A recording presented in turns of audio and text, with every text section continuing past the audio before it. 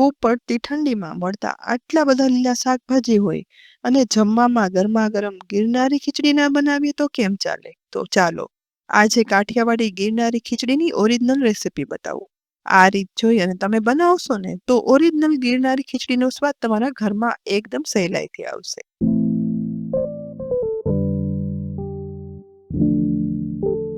તો અહીં મેં અડધો કપ ઘરમાં વાપરતા કોઈ પણ ખીચડિયા ચોખા લીધા છે, જે એક મોટા બાઉલમાં ઉમેરી દેવાના. તેમાં સાથે 1/4 કપ મગના ફાડા એટલે કે મગની લીલી ફોતરાવાળી દાળ ઉમેરવાની અને સાથે 1/8 કપ તુવેરની દાળ ઉમેરવાની. અહીં તુવેરની દાળ ઉમેરવી ઓપ્શનલ છે.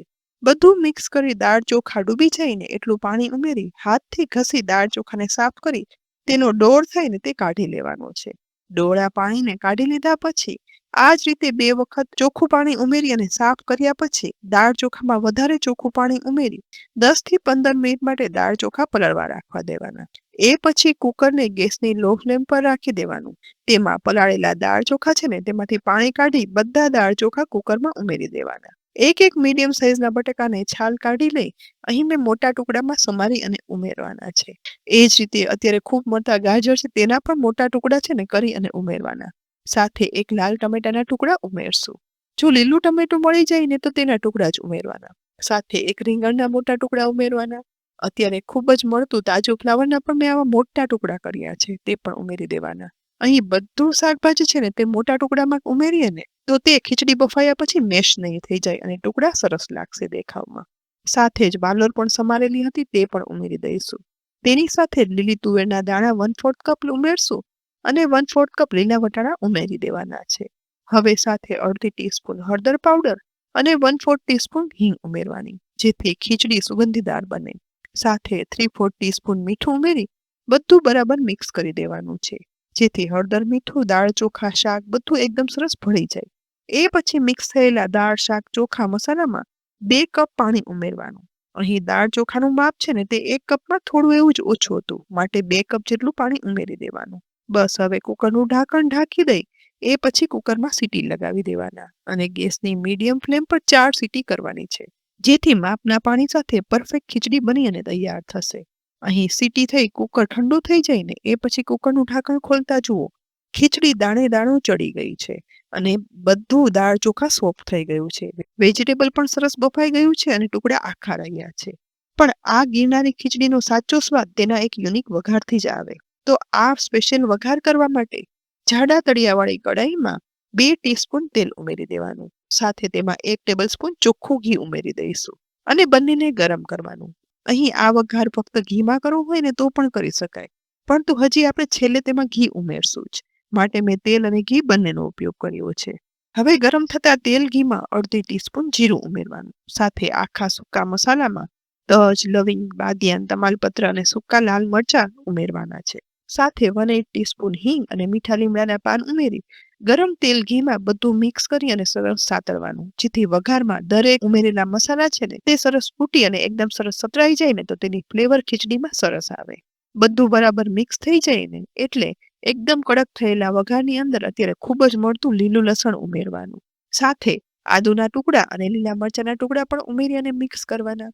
જો અહીં લસણની વધારે ફ્લેવર આપવી હોય ને તો સૂકું લસણ પણ પેસ્ટ કરી અને ઉમેરી શકાય છે. ઉમેરેલું લસણ, આદુ, મરચાં સરસ સતરાઈ જાય ને એ પછી ધ્યાન એ રાખવાનું કે તેનો કલર છે ને તે ચેન્જ ના થવો જોઈએ. હવે આ સમયે તેમાં 2 થી 3 લીલી ડુંગળી સમારી અને ઉમેરવાની છે. અહીં લીલી ડુંગળીનો સફેદ અને લીલો બંને ભાગ આપણે ઉપયોગમાં લીધો છે અને તેને પણ 1 મિનિટ વધારે સાતળવાની, જેથી ડુંગળીનો એવો સરસ લીલો કલર જળવાઈ રહે અને થોડી એવી સોફ્ટ ટ્રાન્સપરન્ટ થઈ જાય. આ સમયે હવે મસાલા પણ કરી લઈએ. તો ફક્ત ઉપરથી 3/4 ટીસ્પૂન લાલ મરચું પાવડર કલર માટે, હળદર પાવડર ઉમેરેલો જ છે છતાં પણ વઘારનો કલર ઇન્હેન્સ થાય ને તે માટે 1/8 ટીસ્પૂન ઉમેરશું. અડધી ટીસ્પૂન ધાણાજીરું પાવડર ઉમેરવાનું અને 1/4 ટીસ્પૂન ગરમ મસાલા પાવડર ઉમેરી વઘારમાં સહેજ જેવું સાતળવાનું, જેથી મસાલા છે ને તે એકદમ સરસ સતરાય, તેની ફ્લેવર છે ને તે ઉભરી અને બહાર આવે. બધું સાતળ્યા પછી હવે વઘારમાં 1 કપ પાણી ઉમેરવાનું, જેથી તે વધારે કાળો ના પડે અને સહેજ જેવું ઉકળવા દઈશું. સાથે સાથે હવે આ વઘાર ઉકળવાની શરૂઆત થાય ને એટલે આ સમયે તેમાં બફાયેલી વેજીટેબલ ખીચડી છે ને તેનું મિશ્રણ પણ ઉમેરી દેવાનું છે અને બધું વઘારમાં ધીરે ધીરે રહી અને મિક્સ કરવાનું, જેથી ઉમેરેલા શાકભાજી પણ આખા રહે અને એકદમ ખીચડી છે તે મેશ ના થઈ જાય. વધારે આ ખીચડીને અત્યારે સોફ્ટ આપણે કરવી હોય ને તો ઉપરથી થોડું એવું પાણી ઉમેરવાનું. બધું એકવાર બરાબર મિક્સ કરી દેવાનું છે, જેથી વઘારમાં વેજીટેબલ ખીચડી મિક્સ થઈને તૈયાર થશે એકદમ ટેસ્ટી ઓરિજિનલ ગિરનારી ખીચડી. ઢાંકણ ઢાંકી ગેસની લો ફ્લેમ પર આ ખીચડીને ફક્ત 1 જ મિનિટ સુધી રાખવાની છે, જેથી વઘારનો સ્વાદ છે ને તે આખી ખીચડીમાં બેસી જાય. અને એ પછી ઢાંકણ ખુલતા જુઓ, એકદમ સરસ લાલ કલર સાથે એકદમ સુગંધીદાર વઘાર સાથે તૈયાર થયેલી ફ્લેવરફુલ ગિરનારી ખીચડી તૈયાર છે. સમારેલા ધાણા વડે તેને ગાર્નિશ કરી દઈએ અને આ શિયાળાની ઠંડીમાં ગરમા ગરમ આ ગિરનારી ખીચડી શેકેલા પાપડ, ડુંગળી ટમેટાના કચુંબર સાથે પીરસો. ખરેખર ખાવાની મજા આવી જશે.